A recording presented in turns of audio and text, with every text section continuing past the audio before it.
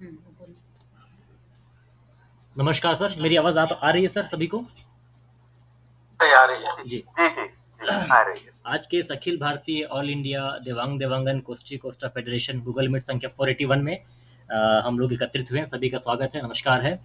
और जैसे कि आज का विषय सबको पता है कि हम आज विषय लेने वाले थे और ले रहे हैं 12th पास स्टूडेंट्स के लिए आगे अंडर ग्रेजुएट्स में क्या क्या संभावना है, कौन कौन से कोर्सेज हम कर सकते हैं। आपको बता दूं, आप जानते भी हैं कि इस बारे में इस विषय पर 2 सेशंस अब तक हो चुके हैं। पार्ट 1 जो हमने पहले लिया गया था रविशेखर सर ने, उसमें उन्होंने आर्ट्स एंड ह्यूमैनिटीज़ को कवर किया था। आप देख सकते हैं स्क्रीन पे, अगर आपको नज़र आ रहा होगा। बीबीए से लेके बीए इन हिस्ट्री, जो फर्स्ट स्लाइड है इसमें, इसको कवर किया गया था। और दूसरे पार्ट में पिछले सेशन में सर ने जो लिया था वो साइंसेस को हमने स्टार्ट किया था। हम सभी जानते हैं साइंसेस एक बहुत बड़ा एरिया है, बहुत सारे डिग्री कोर्सेज अवेलेबल हैं। तो इसमें आप देख रहे हैं पहला बीटेक या बी बैचलर ऑफ टेक्नोलॉजी, यहाँ से लेकर के जहाँ तक मैं याद रखता हूँ पिछले बार ये BSc honours climate change and environmental sciences, यहाँ तक को कवर किया गया था। अब इसके बाद से हम शुरू करेंगे। जैसा कि इसका मोटो यही है कि स्टूडेंट्स को अवेयर करना, जानकारी देना, और किस किस यूजी कोर्सेज में क्या क्या कैरियर प्रोस्पेक्ट्स हैं, कहाँ कहाँ संभावनाएं हैं, उनको जानकारी हो, ताकि वो अपने इंटरेस्ट के हिसाब से सही दिशा में अपना कैरियर का चयन कर सकें, आगे जा सकें। ये इस मंच का उद्देश्य है। तो बहरहाल ठीक है, साइंसेस को हम शुरू करते हैं। अ, अगला टॉपिक पार्ट 2 के बाद का है। आप देख सकते हैं BSc honours cooperation and banking. इसके बारे में बताना चाहूँगा। ये एक 4 साल का यूजी कोर्स प्रोग्राम होता है हमारे देश में, और इसके लिए कुछ एग्ज़ाम्स होते हैं, और कुछ यूनिवर्सिटीज़ जो हैं अपने लेवल पे मेरिट बेसिस पे एडमिशन्स लेती हैं। 10+2 के बाद मिनिमम 60% या फर्स्ट डिवीज़न कोर्स परसेंटेज होना चाहिए एडमिशन के लिए। इसमें 3 साल क्लासरूम के बाद 1 साल का प्रोजेक्ट वर्क भी होता है। और बहुत सारे आप सर्च कर सकते हैं अपने स्टेट में या दूसरे स्टेट्स में, अच्छी यूनिवर्सिटीज़ अवेलेबल हैं जो ये कोर्स को ऑफ़र करती हैं। आप देखिए, नाम से क्लियर है, कोऑपरेशन एंड बैंकिंग। तो इसमें देखिए, अगर किसी को ये सब्जेक्ट लेना है, ये कोर्स लेना है, तो पहले जान ले कि इसमें क्या पढ़ाया जाएगा, ताकि उनका उसमें इंटरेस्ट है या नहीं, वो पहले इसको जज कर सकें। तो आप देख सकते हैं कोऑपरेशन, कोऑपरेटिव मॉडल्स के बारे में बताया जाएगा, कोऑपरेटिव बैंकिंग एग्रीकल्चर बिजनेस में, कोऑपरेटिव लीगल सिस्टम्स क्या है, प्रिंसिपल ऑफ कोऑपरेशन क्या है, rural banking and finance management. इस तरह के सब्जेक्ट्स को डिज़ाइन ले करके इस कोर्स को डिज़ाइन किया गया है। अब सबसे इम्पोर्टेंट होता है किसी भी कोर्स में कि उसके बाद कैरियर और प्रॉस्पेक्ट्स क्या है, करियर के ऑप्शंस क्या है। तो जितने भी हमारे देश में पीएसयू बैंक्स हैं, कोऑपरेटिव बैंक्स हैं, उसमें इसके लिए जॉब अपॉर्चुनिटीज़ हैं। और किसी को टीचिंग प्रोफेशन में रहना है तो ऐसे कॉलेजेस में वो as a teacher, as a lecturer teaching profession को ले सकते हैं। बहुत सारे जो टॉप लेवल की जो कोऑपरेटिव बैंकिंग्स हैं, वहाँ पे इनके स्कोप्स हैं। फाइनेंशियल इंस्टीट्यूट्स हैं जो कि नेशनल या स्टेट लेवल के, वहाँ पे ऐसे ग्रेजुएट्स को मौका मिलता है। एक गवर्नमेंट की एक बॉडी है, अगर आपने सुना होगा, कोऑपरेटिव डेवलपमेंट अथॉरिटी, सीडीए। यहाँ भी ऐसे कोर्सेज किए हुए यूजी ग्रेजुएट्स को मौका मिलता है। और बहुत सारे गवर्नमेंट और नॉन गवर्नमेंट ऑर्गेनाइजेशंस हैं जहाँ पे वो अपनी सेवाएं दे सकते हैं। और इसमें मैं कहना चाहूँगा कि अगर कोई चाहे तो इसमें यूजी करने के बाद पीजी के भी ऑप्शंस हैं। वो किसी भी स्पेशलिटी में पीजी कर सकते हैं और फर्दर अपने फ्यूचर को, करियर को एनहांस कर सकते हैं। तो मेन है कि इसमें इस तरह के सब्जेक्ट्स में इंटरेस्ट है तो हम इसको जान सकते हैं और इसमें कोर्स एक कर सकते हैं, जो कि 4 साल का कोर्स डिज़ाइन किया गया है। अगला है बीएससी ऑनर्स इन फॉरेस्ट्री। बहुत ही अच्छा विषय है। आमतौर पर लोगों को इसके बारे में जानकारी कम होती है, अवेयरनेस कम होता है, हम सुनते कम हैं। ये भी एक 4 साल का 8 सेमेस्टर में बांटा गया एक यूजी कोर्स है हमारे देश में। और ये जो कोर्स है ये बेसिकली क्या क्या करता है, किस तरह के नॉलेज स्टूडेंट्स को दिए जाते हैं। देखिए, नाम से क्लियर है, फॉरेस्ट्री, यानी इसमें जो कि फॉरेस्ट रिलेटेड जो मैनेजमेंट होगा, प्लांटेशन के बारे में बातें बताई जाएंगी, नया प्लांटेशन कैसे करना है, या जो एग्जिस्टिंग प्लांटेशन है उसका रख रखाव कैसे करना है, कैसे मेंटेनेंस करना है, या और कई तरह के जो नेचुरल रिसोर्सेज हैं उनको कैसे मैनेज करना है, कैसे डील करना है। इन चीज़ों का समावेश इस बीएससी ऑनर्स फॉरेस्ट्री में रहता है। और इसमें एडमिशन्स के लिए जहाँ तक मुझे नॉलेज है, एग्ज़ाम्स एक मैं बता सकता हूँ। ये एक all India entrance exam for admission, AIIEA, जो कि national testing agency NTA conduct करवाता है ऑल इंडिया लेवल बेसिस पे, जो कि काफ़ी अच्छा एग्ज़ाम है, काफ़ी अच्छी तैयारी इसमें लगती है। उसके थ्रू इसमें एडमिशन्स होते हैं। सब्जेक्ट्स जैसे कि नाम से क्लियर है फॉरेस्ट्री, तो इसमें आपको फॉरेस्ट इंजीनियरिंग, सर्वे, फंडामेंटल्स, इसके फंडामेंटल्स होंगे, forest business management, fundamental of geology, soil sciences, ऐसे सब्जेक्ट्स को मिला करके फॉरेस्ट्री सब्जेक्ट तैयार होता है। बहुत इंटरेस्टिंग सब्जेक्ट है, काफ़ी अच्छा सब्जेक्ट माना जाता है ये। और इसमें करियर की बात करें तो स्कोप अनलिमिटेड है, क्योंकि फॉरेस्ट्री एक ऐसा स्कोप है जिसका परसेंटेज बहुत ज़्यादा है। आप इसमें जो ग्रेजुएट्स हैं वो गवर्नमेंट सेक्टर में अपनी सेवाएं दे सकते हैं। बहुत सारे इंडस्ट्रीज़ हैं वो ऐसी ग्रेजुएट्स को लेती हैं। आप जानते हैं कि देखिए, अगर किसी को और करियर जो एस्पिरेंट हैं जो और अच्छा करना चाह रहे हैं, आपने नाम सुना होगा IFS exam, Indian forest services. इसमें भी आप अपनी तैयारी करके इसमें बहुत ही रेस्पेक्टफुल और अच्छी जॉब है, जहाँ पे आप सोसाइटी को, एक देश को कुछ अपना दे सकते हैं। और आप एज अ फॉरेस्ट किसी भी फॉरेस्ट इंडस्ट्री में, एनजीओज़ में, डिफेंस सेक्टर में, और बहुत सारे स्टेट पीएससीज जो वैकेंसी होती हैं उसमें फॉरेस्ट्री के ओपनिंग्स रहती हैं। तो वहाँ भी हम इसके स्कोप देख सकते हैं और अपने कैरियर को अच्छा कर सकते हैं। तो काफ़ी अच्छा सब्जेक्ट माना जाता है। अगला है बीएससी हॉर्टिकल्चर। देखिए, अभी जो सब्जेक्ट्स चल रहे हैं ये थोड़े से ट्रेडिशनल से होकर के थोड़े नॉन ट्रेडिशनल, या थोड़े से ऐसे सब्जेक्ट जिसके बारे में लोग को जानकारी कम होती है या अवेयरनेस कम होती है, वो सब्जेक्ट्स पे हमारे हॉर्टिकल्चर भी उसमें से एक है। बीएससी हॉर्टिकल्चर एक 3 साल का यूजी प्रोग्राम है। और देखिए, नाम से क्लियर हॉर्टिकल्चर, जैसे कि इसमें वेजिटेबल्स से संबंधित कैसे ब्रीडिंग होती है, सीरियल्स जो हैं, फ्रूट्स हैं, प्लांट्स हैं। अब देखिए, आजकल के जो प्लांट्स हैं वो कन्वेंशनल भी हैं, हाइब्रिड भी हैं, तो इनसे संबंधित आपको सब्जेक्ट डील करता है। और इसका एक एंट्रेंस एग्ज़ाम होता है जिसके थ्रू कॉलेज में एडमिशन्स होते हैं। देखिए, बेसिक पर्पस इस कोर्स को डिज़ाइन करने का यही है कि कैसे प्लांट को प्रोडक्शन करना है, कैसे उसमें इम्प्रूवमेंट लाना है, कैसे उनकी उन्नत किस नस्लें विकसित करनी है। देखिए, हमारा देश जो है एक कृषि प्रधान देश कहलाता है, और हमारे देश की एक खास बात यह है कि हर तरह के मौसम यहाँ पे पाए जाते हैं। तो ऐसे में हर तरह के क्रॉप्स या वेजिटेशन या प्लांटेशन का स्कोप बनता है। और हम सभी जानते हैं बहुत सारे प्रोडक्ट्स में इंडिया जो है लीडिंग सप्लायर है, एक्सपोर्टर है, या प्रोडक्शन करता है। तो ऐसे में हॉर्टिकल्चर के लिए ओपनिंग्स या संभावनाएं भी जो है बढ़ती हैं। डिमांड मेरे ख्याल से इसका जो फ्यूचर कुछ अगले डिकेड्स में या नेक्स्ट डिकेड्स में इसका रहेगा, जैसे मैंने बताया कि इंडिया जो है किस तरह का देश है, यहाँ पे बहुत सारे की संभावनाएं हमेशा है। आपको soil science, plant breeding, plant pathology, apiculture, plant का जो प्रोपेगेशन है, एग्रोनॉमी है, एग्रीकल्चर इकोनॉमिक्स है, बॉटनी है, इस तरह के सब्जेक्ट्स को डील करना पड़ेगा, ताकि तभी आप एक सही ग्रेजुएट बन पाएंगे एक हॉर्टिकल्चर में। करियर की बात करें तो जैसे मैंने कहा है, जो भारत किस तरह का देश है, कैरियर जो बहुत प्रॉमिसिंग कैरियर जिसमें है, बस ज़रूरत है कि हम इसको सही तरीके से अप्रोच करें। गवर्नमेंट या प्राइवेट सेक्टर्स हैं जो इस तरह के ग्रेजुएट्स को एम्प्लॉयमेंट देती हैं। आप ऐसे बहुत सारी फर्म्स हैं जो एग्रीकल्चर रिलेटेड बिजनेस करती हैं, फर्म्स हैं जहाँ पे मशीनरी बनती है, प्लांट इक्विपमेंट मशीनरी है, वहाँ पे आप वर्क कर सकते हैं एज अ मार्केटिंग। किसी फर्म में एज अ मार्केटिंग मैनेजर या मार्केटिंग एग्जीक्यूटिव आप वर्क कर सकते हैं।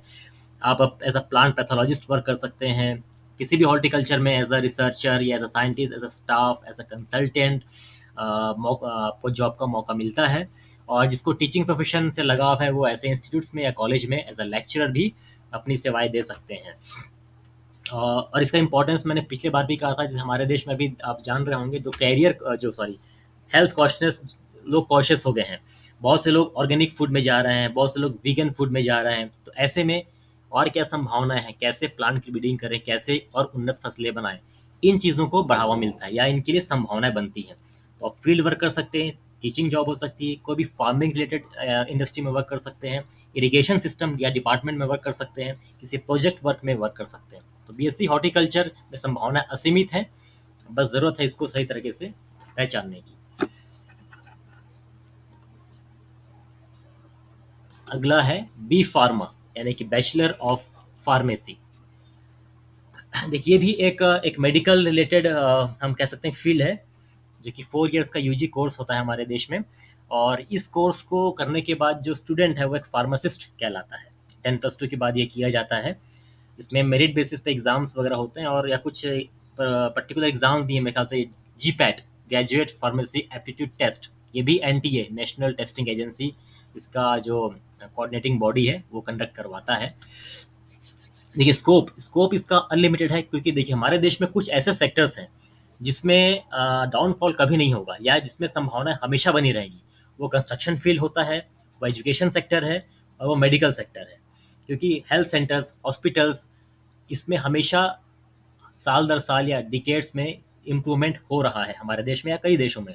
तो ऐसे में इनके लिए जो ऑप्शंस है वो हमेशा ओपन रहेंगे, कभी इसमें कम नहीं हो, ख़त्म नहीं होगा। अगर इस कोर्स को हम करते हैं या स्टूडेंट करता है तो काफ़ी अच्छा ल्यूक्रेटिव वो अपना अपॉर्चुनिटी देख सकता है। गवर्नमेंट प्राइवेट सेक्टर्स में बहुत सारे अस्पताल हैं। एज अ ड्रग इंस्पेक्टर वो वर्क कर सकते हैं, जहाँ पे ड्रग बनते हैं, मैन्युफैक्चरिंग होती है। वहाँ पे as a pharmaceutical marketing manager की तरफ पे काम कर सकते हैं, ड्रग टेक्नीशियन के तौर पे काम कर सकते हैं। जहाँ ड्रग मैन्युफैक्चरिंग होती है वहाँ पे प्रोडक्शन या प्लानिंग या क्वालिटी कंट्रोल के तौर पे काम कर सकते हैं। और बहुत से hospitals, health care centres, manufacturing firms, इसमें संभावनाएं, जॉब की संभावनाएं असीमित है। Bachelor of pharmacy. अगला है बैचलर ऑफ फिजिकल एजुकेशन, जिसको हम बीपी एड कहते हैं। ये भी एक यूजी कोर्स है। बेसिकली ये डील करता है ऐसे टेक्निक्स पे, जैसे कि देखिए नाम से क्लियर है, बैचलर ऑफ फिजिकल एजुकेशन, अपनी फिजिकल हेल्थ से संबंधित एजुकेशन हमको मिलता है। कैसे हम अपनी बॉडी को फिट रखें, मेंटेन रखें ह्यूमन बॉडी को। तो इन चीज़ों को डील करके इस सब्जेक्ट को डिज़ाइन किया जाता है। ये हमें ऐसा स्किल डेवलप करता है कि हम अपने फिजिकल जो चीज़ों को हम देख सकें। कॉलेजेस बहुत सारे हैं और अपने आसपास स्टेट लेवल या दूसरे स्टेट्स में अच्छे कॉलेजेस सर्च कर सकते हैं। इस कोर्स को करने में किस तरह के जॉब प्रॉस्पेक्ट्स हैं, अगर इस पर बात करें तो आप किसी भी हेल्थ सेंटर में या जहाँ पे जिम है वहाँ पे एज इंस्ट्रक्टर वर्क हो सकता है। और अपनी खुद की कंसल्टेंसी फर्म ओपन कर सकते हैं। As a teacher, as a coach हम काम कर सकते हैं। एज अ फिटनेस इंचार्ज काम कर सकते हैं। As a athletic trainer work कर सकते हैं। एज अ न्यूट्रिशियन स्पेशलिस्ट भी वर्क कर सकते हैं। और इसमें भी फर्दर एडवांटेज ये है कि आप फर्दर स्टडी कर सकते हैं। और बहुत सारे प्राइवेट यूनिवर्सिटी से मैं कुछ कहना चाहूँगा, कुछ खास, जैसे कि एएमयू, अलीगढ़ अलीगढ़ मुस्लिम यूनिवर्सिटी है, बनारस हिंदू यूनिवर्सिटी है, चंडीगढ़ यूनिवर्सिटी है, एमिटी यूनिवर्सिटी है। ये कुछ अच्छे स्टैंड वेल नोन यूनिवर्सिटीज़ हैं जो बैचलर ऑफ फिजिकल एजुकेशन को ये कोर्स ऑफर करती है, और इनमें जॉब के चांसेस या कैंपस प्लेसमेंट भी अच्छा माना गया है। Next, BSc interior design. ये बहुत ही एक ल्यूक्रेटिव है, प्रॉमिसिंग एक एरिया है मेरे हिसाब से, और ये 3 साल का यूजी कोर्स होता है। देखिए, कुछ हमें, जैसे मैं शुरू से कह रहा हूँ कि हमें अपना इंटरेस्ट पहले डिफाइन कर लेना होगा और उस कोर्स को बेसिक एक जानना है कि उसमें किस तरह का ढांचा क्या है, क्या उसमें पढ़ाया जाता है। जो स्टूडेंट्स इमेजिन करने में अच्छे हैं, जिनकी ड्राइंग अच्छी है, जो क्रिएटिव है, क्रिएटिव थिंकिंग रखते हैं, उनके लिए इंटीरियर डिज़ाइन बहुत अच्छा करियर ऑप्शन है। इसके और इसमें आप देखें, क्योंकि कंप्यूटर की नॉलेज भी इसमें ज़रूरी है, इसलिए इसके जो सब्जेक्ट्स हैं, इसमें कंप्यूटर एडेड डिज़ाइन, कैड, ये पढ़ाया जाता है। कंप्यूटर के बेसिक्स पढ़ाए जाते हैं। मैनेजमेंट स्किल्स पढ़ाया जाता है। आप किसी भी फैसिलिटी को डिज़ाइन कर रहे हैं उसके इंटीरियर में, तो बजटिंग, कॉस्टिंग, ये इंपॉर्टेंट है, इसलिए बजटिंग भी इसमें पढ़ाया जाएगा। और लाइटिंग टेक्नोलॉजी है, फर्नीचर डिज़ाइन है, जो भी इंटीरियर में आते हैं उसके सारे सब्जेक्ट्स इसमें सेमेस्टर वाइज कवर किए जाते हैं। जॉब, ये जैसे मैंने कहा कि बहुत ही एक अलग सा कोर्स है, और जॉब की संभावनाएं बहुत ज़्यादा हैं, क्योंकि जैसे मैंने कहा कि कुछ सेक्टर्स ऐसे हैं जिसमें हमेशा ग्रोथ होगी। उसमें एक इंफ्रास्ट्रक्चर, कंस्ट्रक्शन फील्ड भी आता है। तो अगर कंस्ट्रक्शन फील्ड, कोई भी कंस्ट्रक्शन, कोई भी फैसिलिटी या कॉम्प्लेक्स अगर डिज़ाइन होता है, कंस्ट्रक्ट होता है, तो उसमें इंटीरियर डिज़ाइन अपने आप आ जाता है।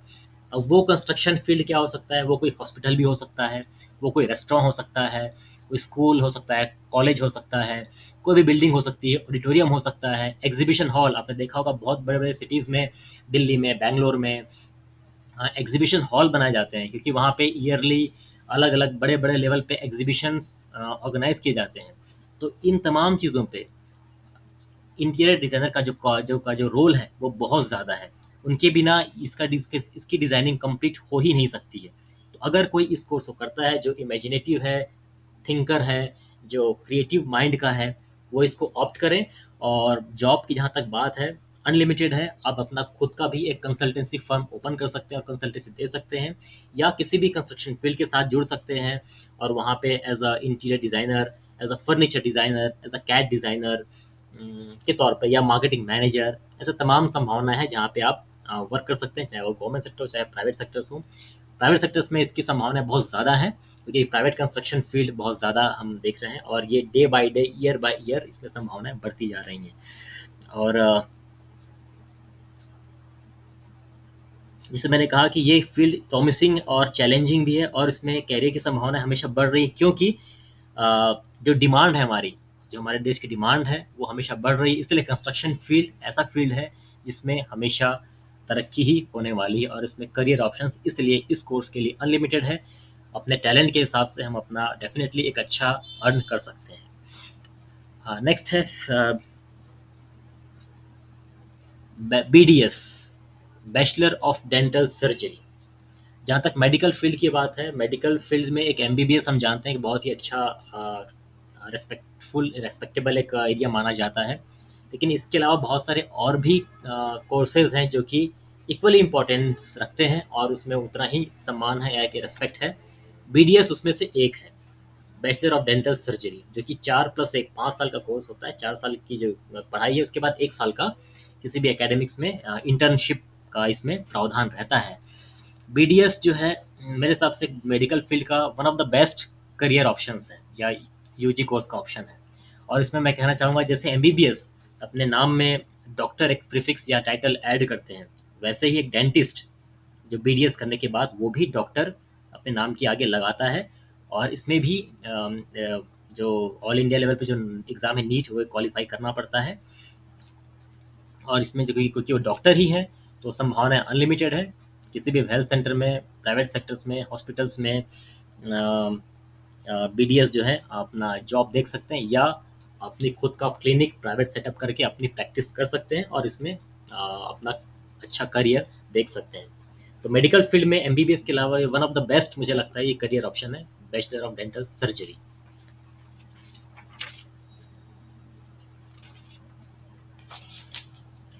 इसके बाद एनिमेशन ग्राफिक्स मल्टीमीडिया, ये भी नाम कुछ थोड़ा सा जो ट्रेडिशनल कोर्स है हमें अलग लग रहा है। 3 इयर्स का UG कोर्स प्रोग्राम डिज़ाइन किया गया है, नाम से क्लियर है, एनिमेशन ग्राफिक्स मल्टीमीडिया। ये फिर मैं कहूँगा ये उन लोगों के लिए है जो ज़्यादा इनोवेटिव हैं, ज़्यादा इमेजिनेटिव हैं, डिज़ाइनर्स अच्छे हैं, सोच सकते हैं, जिनकी थिंकिंग कैपेबिलिटी अच्छी है, उनके लिए काफ़ी चैलेंजिंग है, प्रॉमिसिंग करियर इसे बना सकते हैं। हम देखते होंगे कि जैसे जो भी मीडिया है, टेलीविजन्स हैं, फ़िल्म्स हैं, उसमें विजुअल इफ़ेक्ट्स, कोई भी फ़िल्म, हॉलीवुड की फ़िल्म हो, चाहे बॉलीवुड की फ़िल्म हो, चाहे कोई भी इस तरह के गेमिंग ज़ोन है, बिना विजुअल इफ़ेक्ट के कंप्लीट नहीं होता है। और विजुअल इफ़ेक्ट भी इसी का एक पार्ट आता है, एनिमेशन, ग्राफिक्स एंड मल्टीमीडिया का पार्ट आता है। तो इसमें चैलेंजेस हैं, आप अपना इमेजिनेशन या क्रिएटिविटी के द्वारा हम इसमें इस कोर्स को कर सकते हैं और अच्छा करियर देख सकते हैं। एक बहुत ही लिक्रेटिव प्रोफेशन रहेगा, और जिसको इस फील्ड में इंटरेस्ट है वो डेफिनेटली इस पढ़ाई को एंजॉय करेगा, और अपने जॉब को भी एंजॉय करेगा। किसी भी प्रिंट मीडिया में, सोशल मीडिया में वो अपना काम कर सकते हैं। कोई भी गेमिंग जोन है, गेम डिज़ाइनिंग है, फिल्म्स हैं, टेलीविज़न है, इसमें अनलिमिटेड स्कोप है। हम देखते हैं जो भी हमारे पास न्यूज़ बन के आ रहा है, मूवीज़ बन के आ रही हैं, इसमें बहुत सारे टेक्नीशियंस का इन्वॉल्वमेंट है, बहुत सारे इंजीनियर्स का इन्वॉल्वमेंट है। एनिमेशन, ग्राफिक्स और मल्टीमीडिया में जो टेक्नीशियंस हैं, या जो उनके जो मेंबर्स हैं, उनका रोल बहुत ज़्यादा है। इनके बिना कोई भी एनिमेशन या कोई जो हम मूवीज़ देखते हैं वो हम तक जो पहुँचती है, उसमें इनका बहुत ज़्यादा कंट्रीब्यूशन है। इसके बाद है BSc न्यूट्रिशन एंड डायटेटिक्स। जैसे मैंने कहा कि आजकल लोग काफ़ी अपने स्वास्थ्य के प्रति जागरूक हैं, खान-पान और अपने इसके संदर्भ में काफ़ी ज़्यादा जागरूक भी हैं। ऐसे में इस तरह के कोर्सेज़ को एक बल मिलता है, और ये ऐसा कोर्स है जो कि food science management, diet fundamentals इनको सिखाता है। बेसिकली फूड साइंस है, जिसमें न्यूट्रिशन क्या है, प्रिंसिपल्स ऑफ न्यूट्रिशन क्या है, कम्युनिटी न्यूट्रिशन क्या है, फूड माइक्रोबायोलॉजी क्या है, फूड प्रिजर्वेशन क्या है, कैसे होता है, फूड साइंस क्या है, इनके बारे में सब्जेक्ट्स पढ़ाए जाते हैं। तो जिनको इंटरेस्ट है वो डेफिनेटली इसमें जा सकते हैं। करियर की बात करेंगे तो जैसे ये भी एक हेल्थ हेल्थ रिलेटेड एक फील्ड है, तो हमेशा ये अनलिमिटेड उसमें स्कोप रहेगा। आप किसी भी एज अ फिटनेस ट्रेनर की तरफ तौर पे काम कर सकते हैं, फूड सर्विस मैनेजर के तौर पे काम कर सकते हैं, फूड टेक्नोलॉजिस्ट के तौर पे काम कर सकते हैं, न्यूट्रिशन एंड डाइटिशियन के तौर पे काम कर सकते हैं, आप एज अ टीचिंग प्रोफेशन में जा सकते हैं, और अपना प्राइवेट कंसल्टेंसी भी एज अ न्यूट्रिशियन या एज अ डाइटिशियन दे सकते हैं। हॉस्पिटल्स में, एनजीओज में, पब्लिक प्राइवेट ऑर्गेनाइजेशंस में, बहुत सारे एरिया में इनका स्कोप आता है। और देखिए जैसे कि जो हॉस्पिटल्स, मैंने कहा कि हॉस्पिटल्स हैं या हेल्थ सेंटर में भी इनका स्कोप है। जो अस्पताल हैं या जो मेडी हेल्थ सेंटर्स हैं वो बहुत सारे स्टाफ से मिलकर बनता है। डॉक्टर्स तो हैं ही, बट इसके अलावा नर्सेज हैं, और भी कई सारे स्टाफ हैं। इसमें न्यूट्रिशन और डायटेटिक्स भी एक एरिया होता है। तो वो किसी भी हेल्थ सेंटर या बड़े प्राइवेट पब्लिक हॉस्पिटल्स के साथ जुड़ करके अपना कंट्रीब्यूशन दे सकते हैं और अपना अच्छा करियर इसमें देख सकते हैं। इसके बाद अगला मैं कहूँगा बैचलर ऑफ फिजियोथेरेपी। फिजियोथेरेपी हम सभी जानते हैं, इसका इसमें एक बेसिक क्या होता है, 4 साल का यूजी कोर्स है। और हम देखते हैं जो भी एक ट्रीटमेंट है, कोई पेशेंट है, कोई आप पोस्ट सर्जरी या पोस्ट फ्रैक्चर जो ट्रीटमेंट होता है, ट्रीटमेंट तो हो गया लेकिन इसके बाद कई बार डॉक्टर सजेस्ट करते हैं कि नहीं, इसमें आपको फर्दर रिकवरी के लिए फिजियोथेरेपी करनी होगी। बिना बिना फिजियोथेरेपी के कंप्लीट क्योर पॉसिबल नहीं है, तो फिजियोथेरेपी मस्ट है। तो जो फिजियोथेरेपिस्ट हैं वो, देखिए ये फिजियोथेरेपिस्ट एमबीबीएस नहीं कहलाते। ये मुझे लगता है कि ये डॉक्टर अपना प्रीफिक्स या टाइटल ऐड नहीं करते, लेकिन हाँ इनका इक्वली इंपॉर्टेंस है। किसी भी अस्पताल में, बड़े अस्पताल में या छोटे अस्पताल में एक फिजियोथेरेपी एक डिपार्टमेंट रहता है, क्योंकि कोई भी क्योर ट्रीटमेंट करना है, सर्जरी है या कोई एक्सीडेंट का केस है या कोई सर्जरी हुई है या कोई ऑपरेशन हुआ है, उसके बाद रिकवरी के लिए मैक्सिमम केस में फिजियोथेरेपी बहुत इंपॉर्टेंट हो जाता है। और इसमें भी फिजियोथेरेपी का कोर्स करने के बाद इसमें भी UG course post graduation possible है, मतलब अवेलेबल है। मास्टर्स इसमें कर सकते हैं, मास्टर्स इन फिजियोथेरेपी। और करियर ऑप्शंस इसमें भी मैं कहूँगा कि आप देखें, खुद सोचें तो इसमें भी अनलिमिटेड है, क्योंकि आप किसी अस्पताल में काम कर सकते हैं, एज अ स्पोर्ट्स फिजियो का वर्क कर सकते हैं, एज अ फिजियोथेरेपिस्ट वर्क कर सकते हैं, एज अ कंसल्टेंट हम अपना प्राइवेट अपना क्लिनिक अपना सेटअप भी ओपन करके कंसल्टेंसी के थ्रू एक अच्छी अर्निंग कर सकते हैं। इसके बाद मैं कहूँगा bachelor BSc in applied geology. 10+2 के बाद एक 3 साल के यूजी कोर्स में ये भी एक अच्छा कोर्स माना जाता है। देखिए जियोलॉजी, इससे नाम से क्लियर है कि ये किस पे डील करता है। देखिए कोई भी फील्ड, ऐसा फील्ड जो कि संबंधित है जियोलॉजी से। जियोलॉजी मतलब उसमें वाटर साइंस हो सकता है, वाटर साइंस या उससे संबंधित टेक्नोलॉजी हो सकती है, एनवायरमेंटल साइंस या उससे संबंधित जो सब्जेक्ट्स हैं, जो मैटर हैं, उस पर डील करता है ये बीएससी इन अप्लाइड जियोलॉजी। और ये भी एक प्रोफेशनल कोर्स है। और इस कोर्स को जो करेंगे वो बेसिकली कहलाएंगे geologist. BSc in applied geology के बाद वो कहलाएगा जियोलॉजिस्ट। और वो एक जियोलॉजिस्ट के तौर पे काम कर सकता है।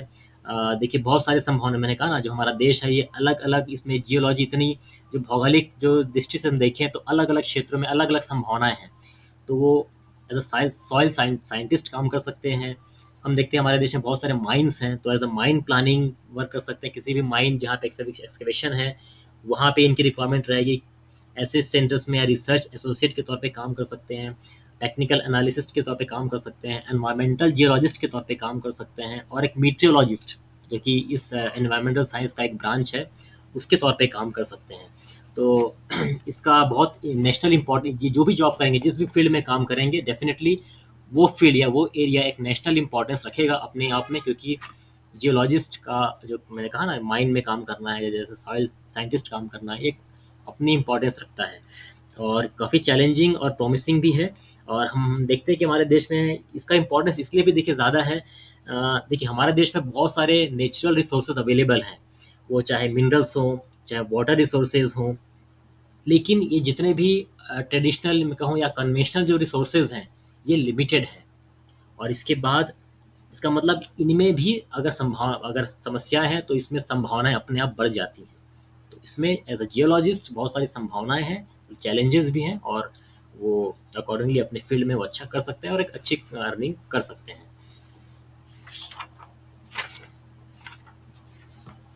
इसके बाद है बीएससी या बीए इन लिबरल आर्ट्स। देखिए, हमने पहले पार्ट में आर्ट्स एंड ह्यूमैनिटीज़ इसको कवर किया है। ये कुछ कुछ उसी से संबंधित है, आर्ट्स एंड ह्यूमैनिटीज़ को कवर करता है, बट इसमें एक एडिशन है, इसमें मैथमेटिक्स का भी इन्वॉल्वमेंट है। देखिए, मेन सब्जेक्ट तो पॉलिटिकल साइंस है, साइकोलॉजी है, लिटरेचर है, हिस्ट्री है, फिलोसफी है, जो आर्ट्स एंड ह्यूमैनिटीज़ में आता है वो है, बट इसमें एक मैथमेटिक्स का इसमें इन्वॉल्वमेंट है, जो कि उसको इससे डिफर करता है। और मुझे लगता है कि लिबरल आर्ट्स जो है एक आने वाले समय में एक अच्छा ऑप्शन रहेगा, क्योंकि इसके जो देखें जो जो एरियाज़ हैं काफ़ी फैले हुए हैं, वो लिटरेचर अभी है, साइकोलॉजी है, पॉलिटिकल साइंस है। तो आप एज अ जर्नलिज्म में आप जा सकते हैं, एडवर्टाइजिंग एजेंसी में जा सकते हैं, एनजीओज में जा सकते हैं, कोई भी राइटिंग एजेंसी है, एडिटिंग एजेंसी है, वहाँ पे इनके लिए संभावनाएं बढ़ती हैं। इसमें आर्ट्स एंड ह्यूमैनिटीज़ का ही टच है। हाँ, इसमें थोड़ा सा एडिशन मैथमेटिक्स का है जो उसको इससे डिफर करता है। इसके बाद है, देखिए, लास्ट में आज कवर करना चाहूँगा बीएससी फिजिक्स, केमिस्ट्री और मैथमेटिक्स। ये ऐसा स्ट्रीम है जिसको हम बहुत सालों से सुनते आ रहे हैं, और इसको हम कह सकते हैं कि एक ट्रेडिशनल या कन्वेंशनल एक यूजी कोर्स प्रोग्राम है, 3 इयर्स का होता है 10+2 के बाद। अ, कोई भी साइंस का जो ग्रेजुएट साइंस का स्टूडेंट है वो 12th के बाद बीएससी फिजिक्स, केमिस्ट्री या मैथमेटिक्स में जा सकता है अपनी इंटरेस्ट के हिसाब से। देखिए, फिजिक्स, केमिस्ट्री, मैथ्स एक साइंस की वो ब्रांच है जो कि एक कोर इंपॉर्टेंस रखती है, कोर वैल्यू है। आप देखते हैं जैसे कि मैं भी एक इंजीनियरिंग स्टूडेंट हूँ, कोई भी जो इंजीनियरिंग करता है वो फर्स्ट ईयर में ज़रूर अप्लाइड फिजिक्स पढ़ता है, अप्लाइड केमिस्ट्री पढ़ता है, अप्लाइड मैथमेटिक्स भी पढ़ते हैं। अप्लाइड मेरे ख्याल से 2 या 3 सेमेस्टर्स में पढ़ते हैं।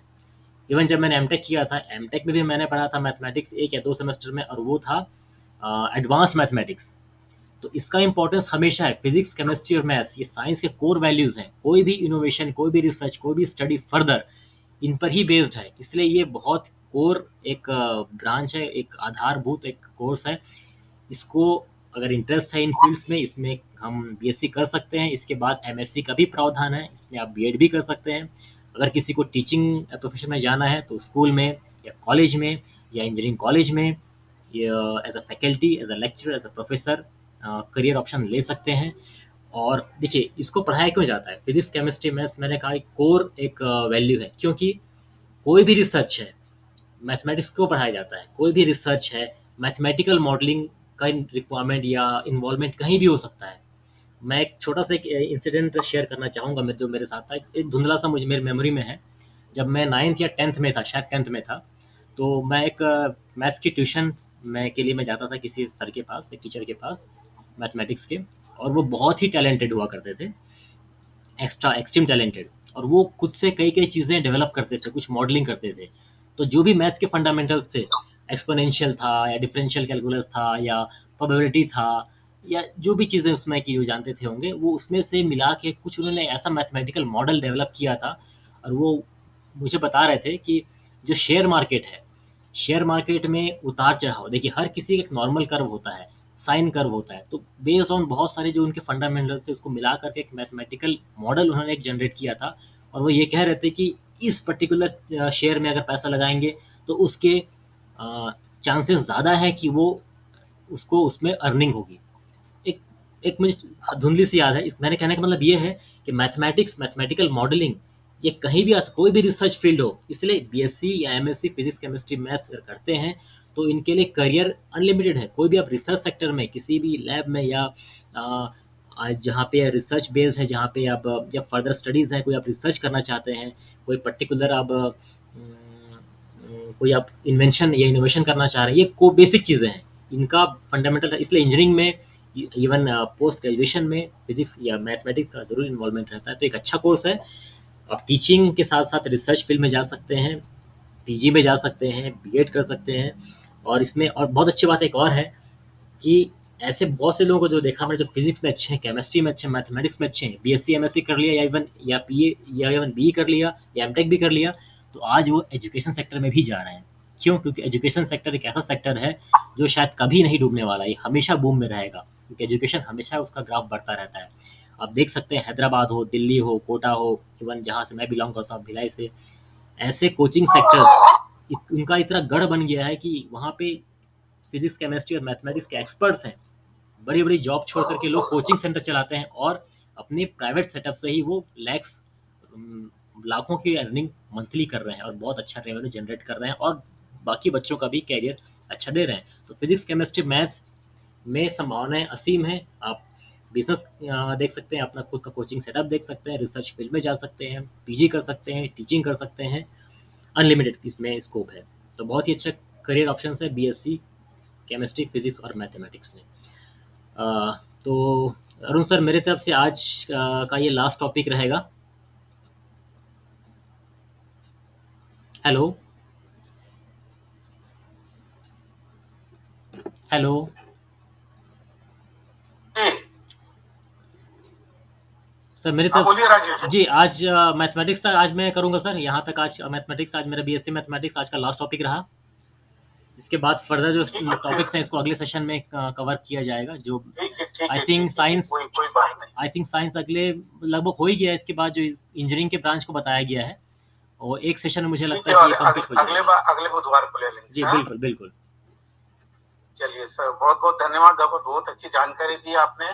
देखिए मैं और एक जो एक भी एक मतलब एक एक बात कहूँगा सर। देखिए, इसमें हम इस सेशन में कोई किसी भी सब्जेक्ट के बारे में कंप्लीट नॉलेज हम कभी कोई नहीं दे सकते हैं, कभी नहीं दे सकते हैं। लेकिन मोटो यही है कि हम एक कम से कम एक बेसिक्स दे सकें कि हाँ, कौन-कौन से कोर्सेज़ अवेलेबल हैं।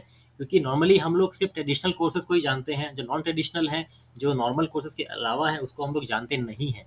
तो एट लीस्ट अगर हमने इनके कोर्सेज़ को नाम जान लिया, तो हम ये देख सकते हैं कि मेरा उसमें इंटरेस्ट है। उसके बाद ये देखें कि वो कोर्सेज़ आस-पास या दूसरे स्टेट्स में अच्छे कॉलेज कहाँ-कहाँ अवेलेबल हैं, और फिर उसमें करियर प्रॉस्पेक्ट्स क्या है, कैसे प्लेसमेंट है।